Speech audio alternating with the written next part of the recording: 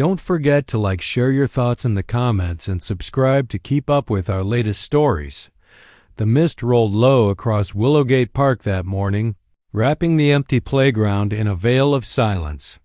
Detective Rachel Monroe tightened her coat against the damp chill as she walked her usual patrol path before sunrise. The city was still asleep, but something felt off. Then she heard it soft, fragile, a cry. Rachel stopped.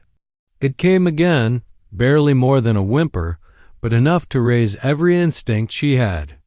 Honed over 2 decades on the force, she moved. Quickly, flashlight in hand, sweeping the beam under benches, behind bushes, through fog. And then she saw a dot movement beneath the old play structure at the far end of the park. Seattle PD. She called, gently lowering herself to one knee. Under the faded red slide, huddled against a support beam, was a little girl with dirt-smudged cheeks and tear-streaked eyes. Wrapped around her like a living shield was a large German shepherd, his fur matted with mud and blood, one leg held stiff at an unnatural angle. The dog growled softly. Rachel didn't move. "It's okay," she said softly. "You're safe now." The girl didn't answer at first. She looked to the dog, her tiny fingers still tangled in his fur. Then she whispered, "Mommy said Max will keep me safe when I'm with him." Rachel's throat tightened. "Is Max your dog?" The girl nodded. "Can you tell me your name, sweetheart?" "Emily Carter." "I'm 8." And just like that, Rachel knew. The missing child. The Amber Alert. 4 days gone, and she had survived because of a wounded, loyal dog who never left her side. Emily Carter had once lived in a house where laughter filled the kitchen and bedtime stories ended with kisses goodnight. But over the past year, her world had slowly fractured. Her parents, Jake and Anna Carter, had separated after months of mounting tension. There were no loud arguments, no slammed doors, just the quiet ache of 2 people drifting apart. Jake, a mechanical engineer working long hours in Spokane, had moved into a small apartment across the state, while Emily remained with her mother in their Seattle home. Anna, a dedicated nurse, did her best to keep Emily's life steady. She enrolled her in art classes, packed handwritten notes in her lunchbox, and brought home Max, a retired German shepherd from the police canine unit, hoping the dog might ease some of Emily's growing anxiety. Max took to Emily instantly, following her from room to room, sleeping at the foot of her bed, watching her with the solemn devotion only a former working dog could offer.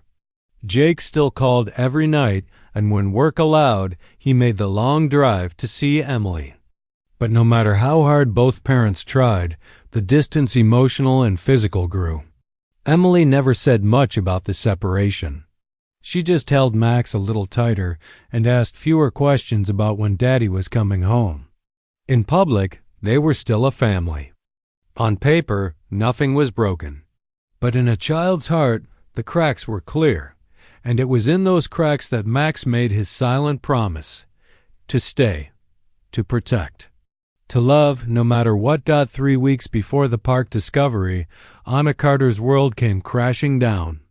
It started with a patient who didn't wake up. A routine shift, a simple medication. But when the man flatlined, the hospital moved fast to find a scapegoat. Anna, the attending nurse, had administered the injection. Suddenly, the whispers began. Wrong dosage, carelessness, negligence. Anna knew better. She had double-cheated everything, just like always. She'd been a nurse for nearly a decade. Cautious, diligent, trusted, but the hospital needed a shield, and Anna was the easiest target, the director. Of the hospital, a man with immaculate suits and a reputation for political maneuvering wasted no time. Pushed the narrative to internal review past key evidence and painted Anna's reckless, quiet disciplinary hearing turned into a formal charge. Anna was suspended, facing criminal negligence. Her lawyer warned her, "They're building a case fast. You'll be taken in for questioning may be held." But Anna had questions of her own. There were rumor supplies missing generic drugs swapped for approved brands. She'd noticed a discrepancy in batch numbers and chart entries. She suspected the hospital admonition, maybe even the director himself. And she feared the truth would never see daylight, so before she was scheduled to be brought in, Anna requested one final night at home officially to prepare, but her real purpose was Emily. That evening she sat with her daughter on the couch, Max resting. At their feet, she held Emily's hands and spoke in a calm, steady voice. "Sweetheart, if anything happens, I need you to stay with Max. He knows what to do." Then, without drawing attention, she handed Emily a small envelope. Inside were documents, a printed spreadsheet, copies of internal emails, and a flash drive. "This is very important," she whispered. "Keep it safe, only show it to someone you trust." She gently held Emily's shoulders. "If anything happens and you feel scared, call your dad. He'll come, I know he will." She pointed to the pantry. "There's food in the lower cabinet. I packed it for you just in case. Granola bars, water, your favorite crackers." Emily's eyes filled with tears. "What if you don't come back?" Anna hugged her tight. "Max will protect you. Just stay close to him. And no matter what, don't lose that envelope." Emily didn't fully understand, but she saw the fear in her mother's eyes. Max pressed closer against her as if sensing everything, and just like that, the countdown began. The night Anna was taken away, the house felt different. Emily sat on the edge of herbed fingers, tracing the seam of her stuffed bunny. Max lay beside her, eyes darting to every creak and shift in Frederick. He was restless, sensing what Emily couldn't name, danger. Only hours had passed since Anna left, escorted by two officers. She hadn't looked back, just squeezed Emily's hand and whispered, "Be brave." The silence afterward was unbearable. Emily picked up the phone and yelled, "Daddy?" She whispered. Jake in Spokane was just finishing dinner. "Hey, Peanut, you okay?" There was a long pause, then Mommy was taken. "The police came, shouldn't come back." Jake stood. "What Emily hoes with you?" "No one," she said, voice shaking. "I'm alone, I'm really scared." Jake's grip on the phone tightened. "I'm coming, baby, right now. Stay with Max, lock the doors. Don't open them for anyone." "Okay," she said faintly. Jake's heart clenched. He indeed. Call grabbed his coat and keys and dressed for the car. Emily's voice still echoed in his mind. "I'm scared." Back at house, Emily sat frozen, clutching the envelope her mother had given her. Max stood alert, ears forward, muscles taut, then clicked the sound of metal, a slow turning doorknob. Max growled deep and low. Emily gasped, stepping back. Someone was trying to get in. Max moved quickly, nudging Emily toward the pantry. His eyes never left the door. Then the door exploded inward. Two masked men stormed in. One held a wooden baton, the other a folding knife. Max launched forward with terrifying speed. Emily screamed. Max rammed the first intruder, knocking him off balance. The second slashed toward him, nicking his shoulder. But Max twisted and bit down hard, dragging him to the floor. Furniture tipped, glass shattered. Emily ran, remembering her mother's words. Behind the pantry, there's a way out.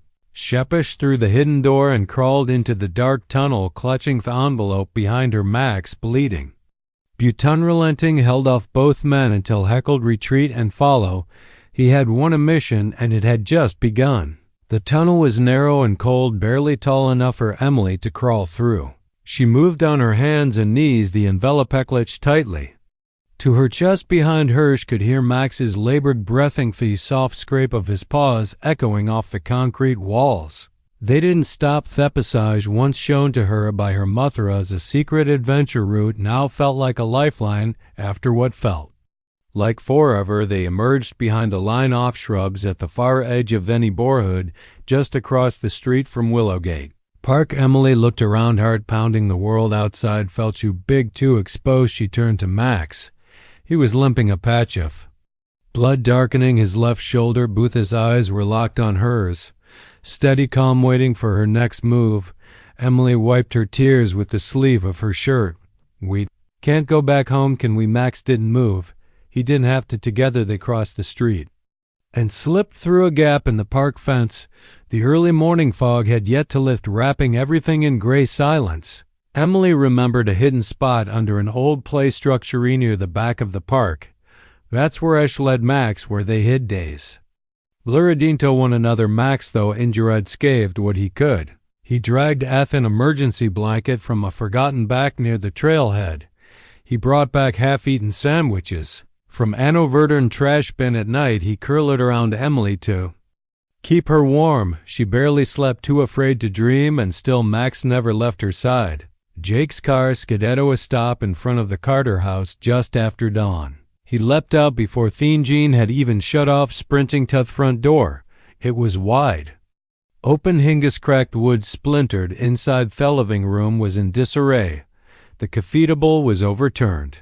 Glass shards from broken picture frames glittered under the early light. A jagged trail of muddy footprints streaked the floor, dotted with dark spots of blood leading from door to the back hallway. "Emily," heckled voice breaking. "Emily." No answer. Jake's heart pounded as he ran from room to room, tearing through close bathrooms, under beds, anywhere a frightened child might hide. But the house was empty, still warm, still echoing with chaos. Panic clawed up his throat. Hess tumbled outside, fumbling for his phone, and called 911. "This is Jake Carter, my daughter Emily Carter. She's missing. I think someone broke into our home. There's blood. She's not here." Dispatch took the report seriously. Within minutes, officers arrived, followed by a K-9 unit and a forensic team.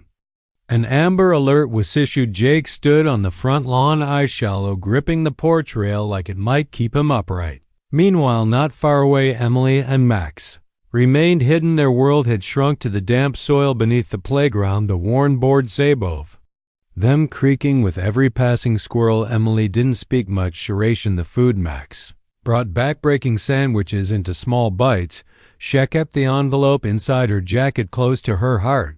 At night she cried quietly. Max never slept deeply. Every rustle in the park made his ears twitch. Despite the pain in his shoulder, he would limp out after sunset to scavenge room with scraps. Water bottles, even a child's sweater he found near a bench to help Emily stay warm. They were invisible, yet even in that silence, Max stayed alert, watching, waiting, protecting. It wasn't just survival, it was devotion. By the fourth day, Max could barely stand. Wound on his shoulder had worsened, admitted, with dried blood, swollen stiff. His steps were slower now. And even curling around Emily at night was becoming a struggle. He had done everything he could, found food, brought warmth, stood guard. But something inside him knew they couldn't survive like this much longer. Emily was pale, her cheeks sunk in her eyes hollow from sleepless nights. She hadn't spoken since Theskin Day except to whisper. Max's namin her sleep. The envelope still tucked inside her jacket had become heavier with every hour. That morning, as the mist returned to Willowgate Park, Max made a decision. Emily lay under the old play structure, her small body wrapped in the child's sweater. Max had brought her. Max stepped out into the open, limping building, weak, but with purpose, haskin the park. Then he barked on Sethan again, louder, sharper. It wasn't random. It was trained, a canine distress call. A code signal once taught to alert human officers. From a nearby trail, Officer Rachel Monroe paused. Thebart cut through the fog. Precise, urgent. She turned, eyes narrowing. Max Barkadagan, followed by a faint rustle under the old slide. Rachel approached slowly, hand on her holster, instincts sharp. Then she saw him, a battered German shepherd, panting, bloodied, but holding his ground. Rachel crouched, easy boy, and then Emily emerged, frail, trembling, her hand still clinging to Max's fur. Rachel's heart dropped. They had been found. Jake arrived at the hospital in a panic, escorted by an officer who had called him the moment Emily was identified. His eyes scanned the hallway until he spotted her curled up in a warm blanket, a nurse beside her and Max resting at her feet, his head on her lap. "Emily," he whispered. She looked up. For a split second her face was frozen, unsure if it was real. Then she stood, ran to him, and collapsed into his arms, sobbing. Jake held her tight. "You're safe now, baby, I'm here." Through broken breaths and trembling lips, Emily began to speak. She told him everything about the night. Anna was taken, the warning, the envelope, the two men, the escape, Max, how he fought, how he bled, How he kept her warm and fed her and never left. Jake listened. In silence, his jaw tightened, very mixed with guilt and heartbreak. Then Emily reached into her jacket. "This is what Mommy gave me. She said it would help you believe her." Jake took the envelope, carefully unfolding its contents: spreadsheets, email printouts, a USB. Proof not just of Anna's innocence but of corruption, of a cover-up. Jake felt his heart drop. He looked at Emily, brushing hair from her forehead. "You are so brave," he whispered. "I'm going to fix this, I promise." He arranged for Emily to stay at her grandmother's while handled what came next. That night, Emily curled up on the couch. Max visited her's injured paw, wrapped. The fear hadn't faded, but with Max there it softened. 3 weeks later, the truth came crashing down. The evidence proved Anna had been set up.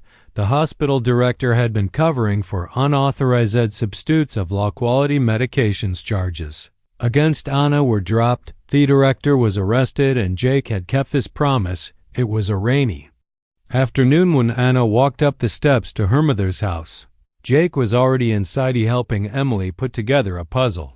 Max lay beside them, his eyes half closed, a tail thumping slowly against the floor. Despite the physical scars, he had healed and more than that. He had brought them back together. Emily looked up first. The puzzle piece slipped from her hand. Mom, Anna froze. Then Emily ran, launching herself into her mother's arms, clinging to her like she might disappear again. Jake stood silently watching the two embrace. Then, without a word, he joined them. For the first time in a long time, they were whole. Later, over tea and quiet conversation, truth surfaced, not just about the corruption or the danger, but about themselves. "We let our pain divide us," Anna said softly, and in that space Emily had to carry too much. Jake nodded. "I kept thinking I was protecting her by staying away, but I wasn't. I was just absent." They both looked at Max. He was stretched out near the fireplace, eyes closed but ears alert, as always, had never left her. Anna whispered. "No," Jake said. "He didn't." Emily leaned against her mother, her voice small but clear. "Max didn't care if it was hard. He just stayed." Anna reached out, brushing Max's fur. He knew what it meant to be family. And in that moment they all did. The fight, the silence, the distance, it all faded.